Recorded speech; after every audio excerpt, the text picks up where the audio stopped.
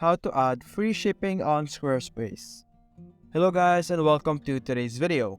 Today we're going to talk about this platform called Squarespace. Now what you're going to do first is of course select a specific website that you would like to edit and click on edit website. Now after doing that you would find yourself in this location where we are right now, which is the editing page of Squarespace. Now what you're going to do next is you're going to click on commerce over here.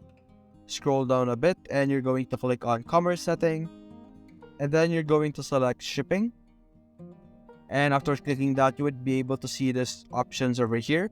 You're going to select for add shipping option over here, and as you can see here we have different options that we have. You're simply going to click on flat rate and then you're going to name this free shipping just like that, and you're going to make sure that these two are on 0 and 0 over here.